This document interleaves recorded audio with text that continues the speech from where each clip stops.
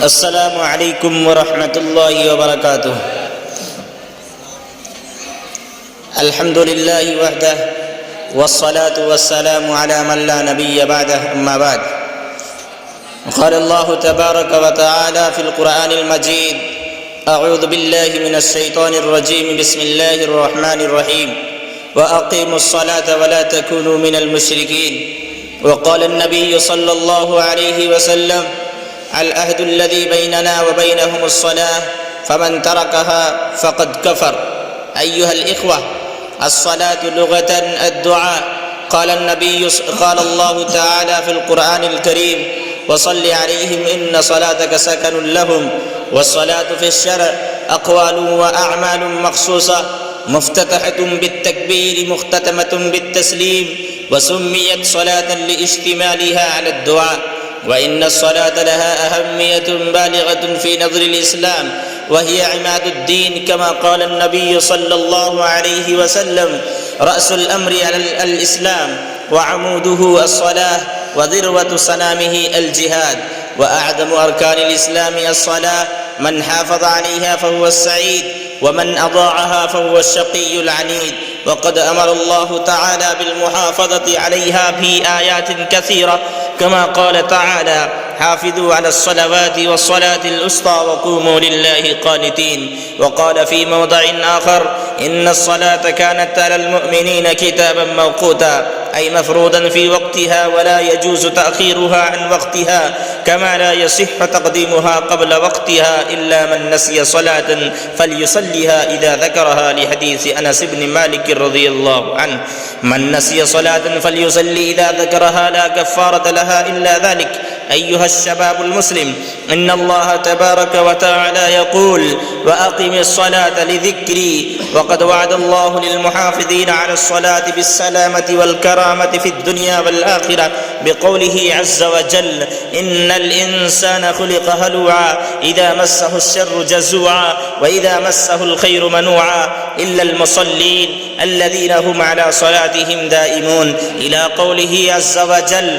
والذين هم على صلاتهم يحافظون، أولئك في جنات مكرمون. وقال تعالى في موضع آخر: وأقم الصلاة إن الصلاة تنهى عن الفحشاء والمنكر.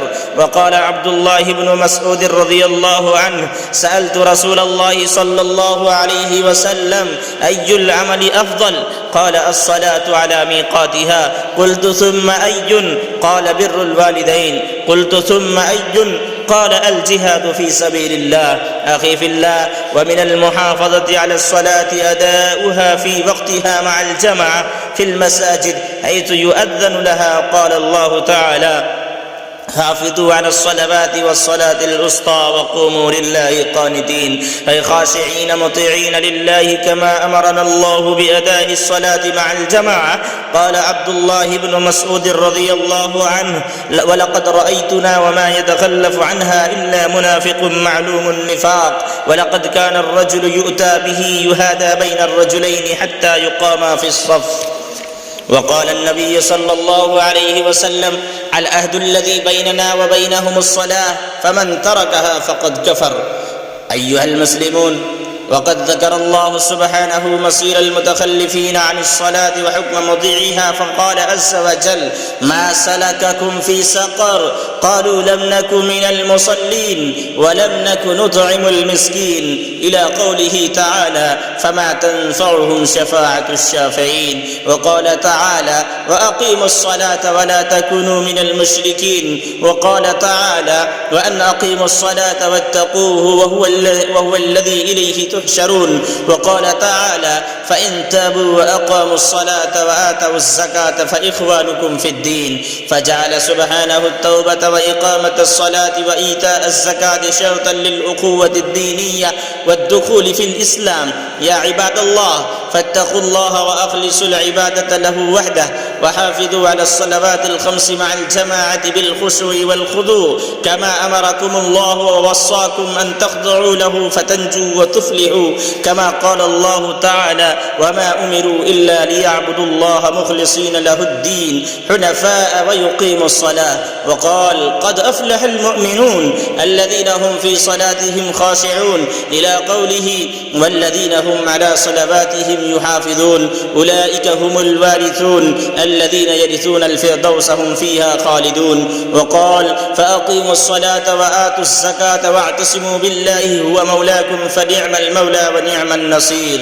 أخيرا نسأل الله تعالى لنا ولكم الهداية والاستقامة والتوفيق لما يحبه ويرضى، فإنه نعم المولى ونعم النصير. لا حول ولا قوة إلا بالله. وآخر دعوانا أن الحمد لله رب العالمين.